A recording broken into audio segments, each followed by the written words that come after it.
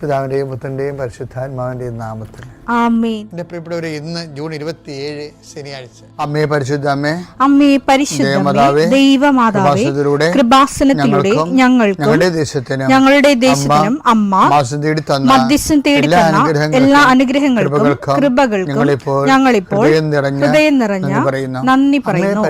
അമ്മേ പരിശുദ്ധമേ, ദൈവമാതാവേ, 2004 ഡിസംബർ 7 ഉച്ചകഴിഞ്ഞ് 2:30 കൃപാസനത്തിൽ സംഭവിച്ച അമ്മയുടെ പ്രത്യക്ഷപ്പെടലിനെക്കുറിച്ച് തിരുസഭയ്ക്ക് സമർപ്പിച്ചിരിക്കുന്ന പഠനരേഖകളുടെ മേൽ സഭാത്മകമായ പഠനം ആരംഭിക്കുവാൻ ഞങ്ങൾ പ്രാർത്ഥിക്കുന്നു.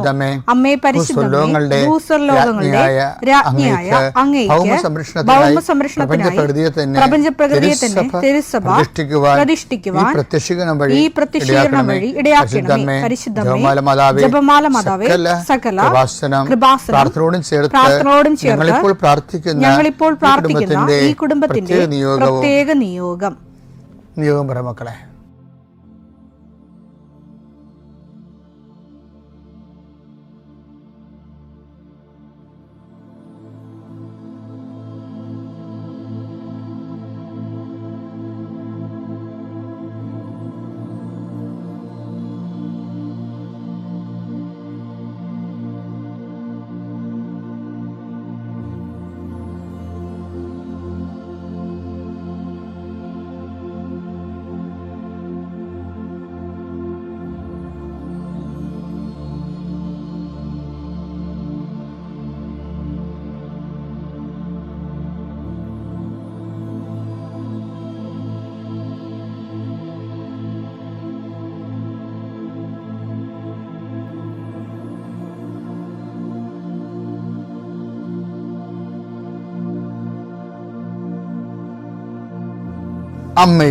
അമ്മയുടെ പ്രത്യക്ഷീകരണത്തിന്റെ ഈ അനുഗ്രഹവേളയിൽ ഞങ്ങൾക്ക് സാധിച്ചു തരുവാൻ കനിയണമേ. ആമേൻ. വിശ്വാസ പ്രമാണം.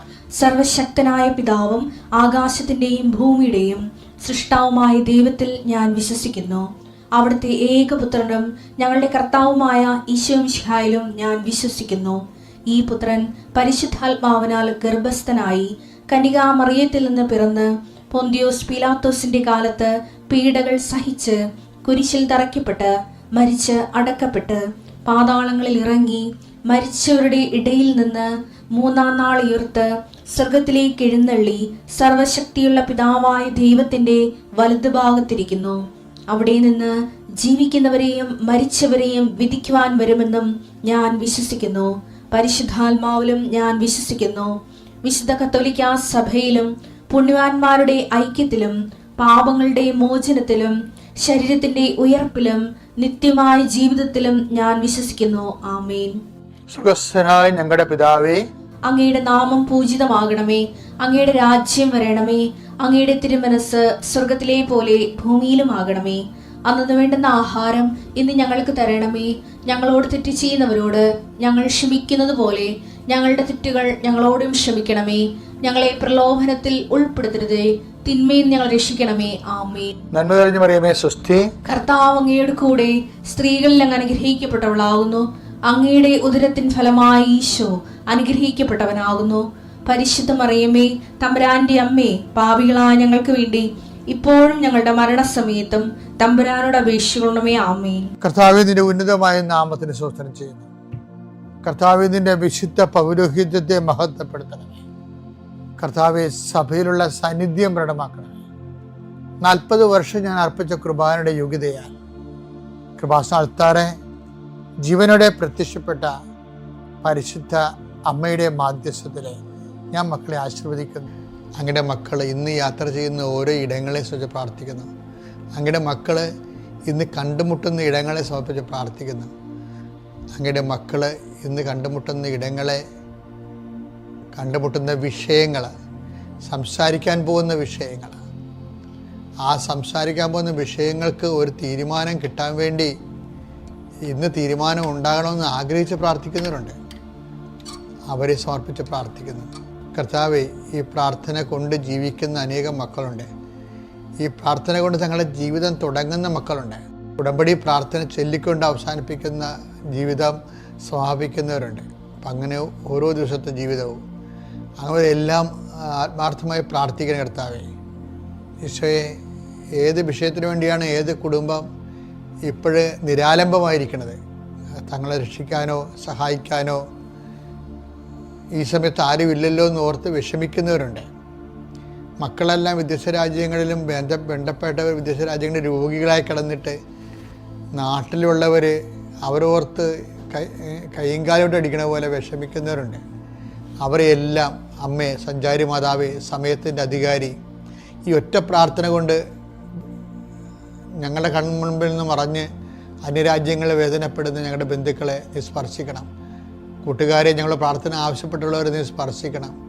കർത്താവേ, ഇപ്പോൾ പ്രാർത്ഥിക്കുന്നത് ജീവിതമാർഗങ്ങൾ പല മേഖലകളിൽ ജീവിതം ആരംഭിക്കുന്നുണ്ട്. കട, കമ്പോളങ്ങൾ, ഏജൻസികൾ, കന്നുകാലി വളർത്തലുകൾ, ഇങ്ങനെ ജോലികൾ, കമ്പനി നടത്തുന്നവർ, ഇങ്ങനെ എന്തെല്ലാം കാര്യങ്ങൾക്ക് വേണ്ടി ഓരോ വരുമാന മാർഗം കണ്ടെത്തിയിരിക്കുന്നവർക്ക് അത് നഷ്ടപ്പെടാൻ ഇരിക്കാൻ വേണ്ടി കർത്താവിൻ്റെ നാമത്തിൽ പ്രാർത്ഥിക്കുന്നു. കർത്താവേ, നിൻ്റെ നാമത്തെ മഹത്വപ്പെടുത്തണമേ. കർത്താവെ, സഭയിലുള്ള സാന്നിധ്യം പ്രകടമാക്കണമേ.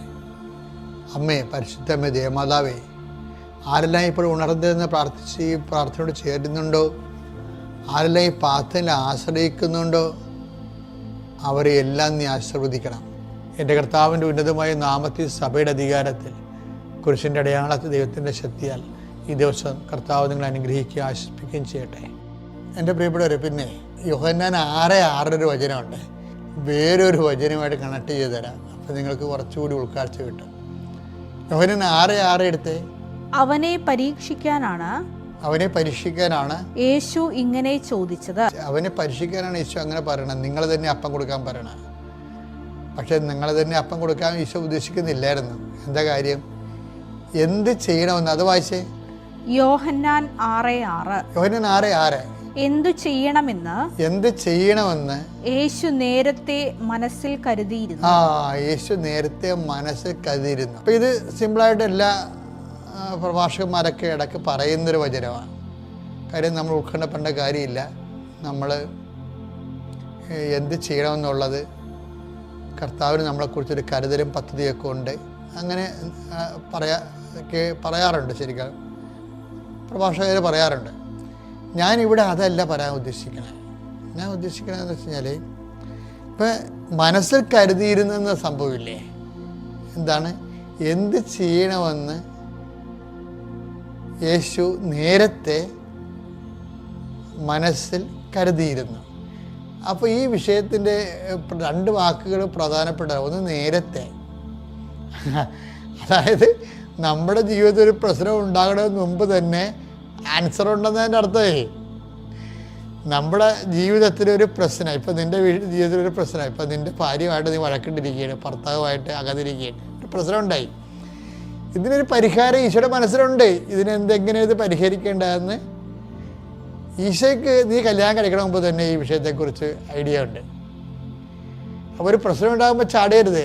പ്രശ്നം ഉണ്ടാകുമ്പോൾ അത് പരിഹരിക്കുന്ന ഇടത്താണ് പോകേണ്ടത്. കാര്യം നേരത്തെ ഇതിൻ്റെ പരിഹാരം അറിയാവുന്ന ഒരാളേ ഉള്ളൂ, അത് ഈശോയാണ്. മനുഷ്യൻ്റെ പ്രശ്നങ്ങളെ നേരത്തെ അറിയാവുന്നതും അതിൻ്റെ പരിഹാരം അറിയാവുന്നതും ഒരാളേ ഉള്ളൂ ബൈബിളല്ല ഏത് പുസ്തകത്തിൽ നോക്കിയാലും ക്രിസ്തു മാത്രമേ ഉള്ളൂ നിൻ്റെ വിഷയം നേരത്തെ അറിയാവുന്നത്. അത് നമുക്ക് വല്ലാത്ത ആശ്വാസമാണ്. ഒരു പ്രശ്നം ഉണ്ടാകുമ്പോൾ ചില ആൾക്കാരൊക്കെ ഈ പ്രശ്നം ഉണ്ടാകുമ്പോൾ മണിക്കൂറുകൾ മുമ്പ് ദിവ്യകുർബാനയ്ക്ക് ഇരിക്കണില്ലേ? അതെന്താ കാര്യം? ഈ പ്രശ്നത്തിൻ്റെ പരിഹാരം ഞാൻ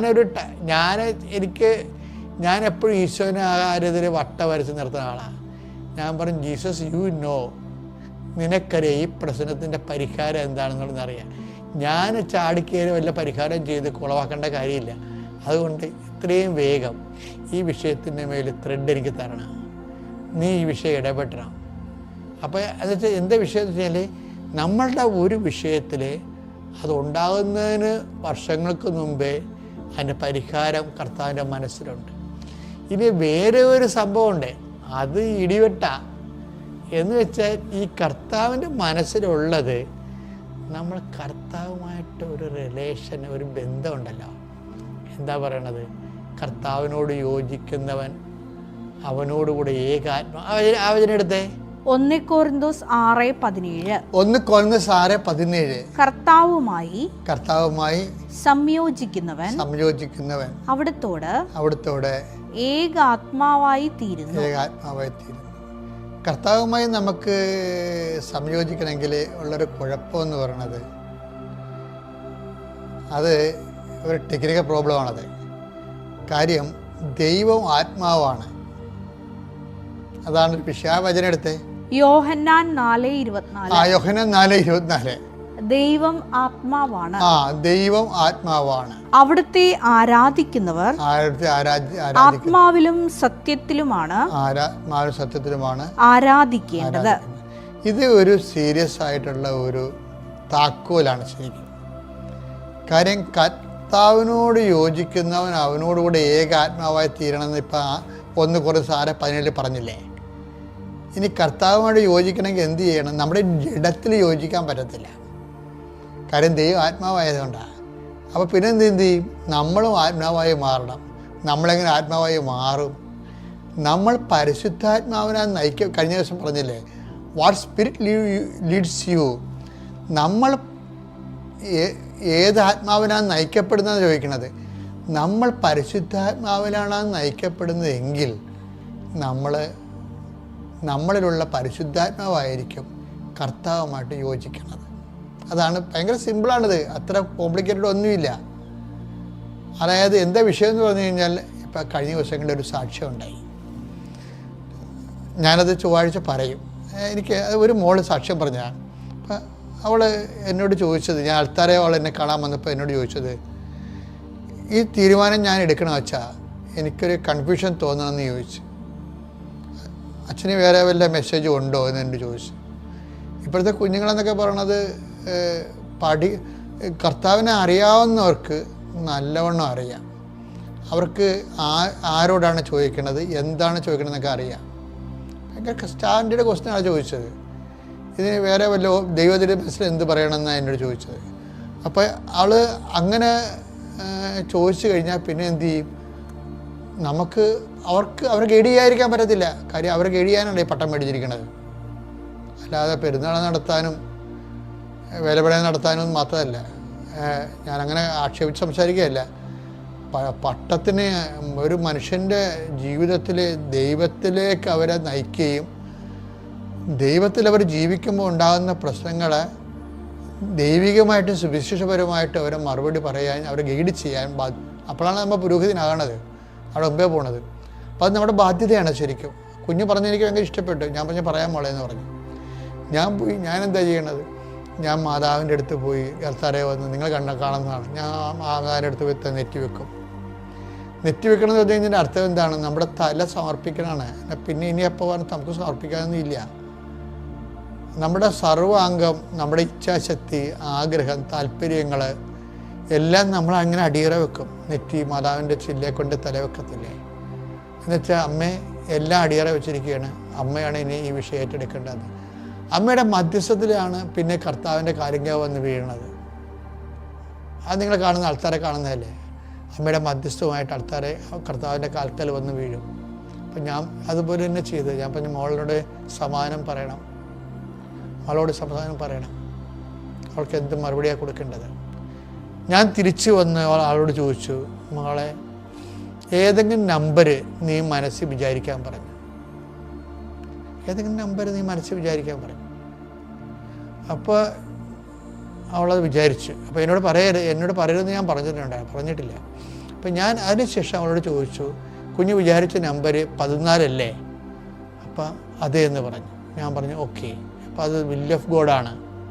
എന്താ കാര്യം? ആ കുഞ്ഞിൻ്റെ മനസ്സിലുള്ള നമ്പർ എന്താണെന്ന് കർത്താവിനെ വെളിപ്പെടുത്തി. അത് 14 പറഞ്ഞു. അപ്പോൾ അത് കുഞ്ഞിനോട് പറഞ്ഞു, ഞാൻ അത് വിൽ ഓഫ് ഗോഡാണ്, അത് കൺകറൻസ് ഉണ്ടെന്ന് പറഞ്ഞു. നിൻ്റെ ആ ഡിസിഷന് കൺകറൻസ് ഉണ്ട്, മുന്നോട്ട് പോകാമെന്ന് പറഞ്ഞു. അങ്ങനെ ആൾക്കാരെ ഗൈഡ് ചെയ്യണം. അപ്പോൾ എന്നാ വിഷയം എന്ന് വെച്ച് കഴിഞ്ഞാൽ, അങ്ങനെ മുന്നോട്ട് പോകുമ്പോൾ ഇത് എങ്ങനെ സംഭവിക്കണമെന്ന് ചോദിച്ചു കഴിഞ്ഞാൽ, കർത്താവിനോട് യോജിക്കുന്നവൻ അവനോടുകൂടി ഏക ആത്മാവായി തീരും. അപ്പോൾ എന്ത് പറ്റും? അപ്പോൾ വേറൊരു സംഭവം നടക്കും അവിടെ. അതെന്താണ്? 1 കൊരിന്ത്യർ 2:16 ഒന്ന് വായിച്ചത്. 1 കൊരിന്തോസ് 2:16. 1 കൊരിന്ത്യർ 2:16. ഞങ്ങളാകട്ടെ ക്രിസ്തുവിന്റെ മനസ്സറിയുന്നു. ക്രിസ്തുവിൻ്റെ മനസ്സറിയുന്നു. ഇപ്പം എന്താ വിഷയം എന്ന് പറയണത്? നിങ്ങൾ ഇനി ഇപ്പം ഈ 1 കൊരിന്ത്യർ 2:16 വായിച്ചില്ലേ? ഇനി ആദ്യത്തെ വായിക്കണം. എന്താ കാര്യം? യോഹന്നാൻ 6:6 എന്താ വായിക്കണത്? എന്ത് ചെയ്യണമെന്ന് അവൻ നേരത്തെ മനസ്സിൽ കരുതിയിരുന്നെന്ന്. ആര്? കർത്താവ്. അപ്പം കർത്താവിൻ്റെ മനസ്സിൽ കരുതിയിരുന്ന കാരണം എന്ന വിഷയം നമ്മൾക്ക് ചോർത്തി കിട്ടും. അതെങ്ങനെ ചോർത്തി കിട്ടണത്? അത് ഈ 2 കർത്താവിനോട് യോജിക്കുന്നവൻ അവനുമായിട്ട് ഇപ്പോൾ 6:17 1 കൊരിന്ത്യർ 6:17 അനുസരിച്ച് കർത്താവിനോട് യോജിക്കുന്നവൻ അവനുമായിട്ട് ഏകാത്മാവായി തീരുന്നു. അപ്പോൾ ആ ഏകാത്മാവായി തീരുമ്പോൾ ക്രിസ്തുവിൻ്റെ മനസ്സിലുള്ളത് നമ്മുടെ മനസ്സിലേക്ക് ശരിക്കും പറഞ്ഞാൽ ഈ പാരലായിട്ട് ഘടിപ്പിക്കുന്ന ഈ കമ്പ്യൂട്ടറില്ലേ, ഈ കമ്പ്യൂട്ടറിൽ വരുന്നത് തന്നെ ആയിരിക്കുമല്ല ആ കമ്പ്യൂട്ടറിലേക്കും നമുക്ക് ക്യാരി ഓവർ ചെയ്ത് വരണത്. അതുപോലെ ക്രിസ്തുവുമായി ഇപ്പം നമ്മൾ ആദ്യം പറഞ്ഞ വചനം 1 കൊരിന്ത്യർ എടുത്ത് 1 കൊരിന്ത്യർ 2:16 എടുത്ത് ഞങ്ങളാകട്ടെ ക്രിസ്തുവിന്റെ മനസ്സറിയുന്നു. അപ്പം സാധിക്കുമെന്നല്ല എൻ്റെ അർത്ഥം. ക്രിസ്തുവിൻ്റെ മനസ്സറിയാൻ മനുഷ്യന് പറ്റും. എപ്പോഴാണ് പറ്റണത്? എപ്പോഴാണ് അതിൻ്റെ മെക്കാനിസം എന്താണ്? കർത്താവിനോട് യോജിക്കുന്നവൻ അവനോടുകൂടെ ഏക ആത്മാവായി തീരുമ്പോഴാണ് കർത്താവിൻ്റെ മനസ്സിലുള്ളത് നമുക്ക് വെളിപ്പെട്ട് കിട്ടുന്നത്. അതിൻ്റെ വചനം ഏതാ? 1 കൊരിന്തോസ് 6:17. 1 കൊരിന്ത്യർ 6:17 എന്താണത്? കർത്താവുമായി സംയോജിക്കുന്നവൻ അവിടത്തോട് ഏകാത്മാവായി തീരുന്നു. ഇതിൻ്റെ ഭാഗമായിട്ടാണ് അങ്ങനെ ഏകാത്മാവായി തീരുമ്പോൾ ഞങ്ങളാകട്ടെ യേശു ക്രിസ്തുവിൻ്റെ മനസ്സറിയുന്നു. ഏത് മനസ്സാണ്? നേരത്തെ ചെയ്യണമെന്ന് കർത്താവ് പറഞ്ഞില്ലേ? എന്ത് ചെയ്യണമെന്ന് അവന് നേരത്തെ ഈശോ മനസ്സിൽ കരുതിയിരുന്നത് നമുക്ക് ഇങ്ങോട്ട് വെളിപ്പെട്ട് കിട്ടും. അതെന്ത് തിയറിയിലാണ് കിട്ടുന്നത്? അത് ഈ വചനം അനുസരിച്ചാണ് കിട്ടുന്നത്. ഏതാണ്? ഈ 1 കൊരിന്ത്യർ 2:16 ഞങ്ങളാകട്ടെ യേശു ക്രിസ്തുവിൻ്റെ മനസ്സറിയുന്നു. അപ്പോൾ ഇതെന്ന് പറയുന്നത് നമ്മൾ ആത്മീയ ജീവിതം എന്ന് പറയുന്നത് കർത്താവിൻ്റെ മനസ്സും നമ്മുടെ മനസ്സും കൂടി പാരലായിട്ട് ഘടിപ്പിച്ച കമ്പ്യൂട്ടർ പോലെയാണ് ഈ സംഭവം. കർത്താവിൻ്റെ മനസ്സിലുണ്ടാകുന്നത് അപ്ലോഡ് ചെയ്ത് അല്ലെങ്കിൽ ഡൗൺലോഡ് ചെയ്ത് നമുക്ക് കിട്ടും. നമുക്ക് കിട്ടണമെങ്കിൽ എന്ത് ചെയ്യണം? പരിശുദ്ധാത്മാവിനാൽ നമ്മൾ നയിക്കപ്പെടണം. പരിശുദ്ധാത്മാവ് നയിക്കപ്പെടുന്നതിനാണ് ആത്മീയ ജീവിതം എന്ന് പറയുന്നത്. അല്ലാത്തതൊക്കെ ആചാര ജീവിതമാണ്. പല ആൾക്കാരും ആത്മീയ ജീവിതം എന്നും പറഞ്ഞ് അനുഷ്ഠിച്ച് കൂട്ടുന്ന എല്ലാം ആചാര ജീവിതങ്ങളാണ്. അത് ആത്മീയ ജീവിതം അല്ല. ശരിക്കും പറഞ്ഞാൽ പാഴമുള്ള ആത്മീയ ജീവിതത്തിലേക്ക് വരാൻ വചനം നമ്മളെ വെല്ലുവിളിക്കുന്നുണ്ട്. വചനത്തിൻ്റെ വിളി കേട്ടുകൊണ്ട് മുന്തിയ നിലവാരമുള്ള കർത്താവിൻ്റെ സഹശുശ്രൂഷകരായി നമുക്ക് വളരാം. പിതാവിൻ്റെയും പുത്രൻ്റെയും പരിശുദ്ധാത്മാവിൻ്റെയും നാമത്തിൽ.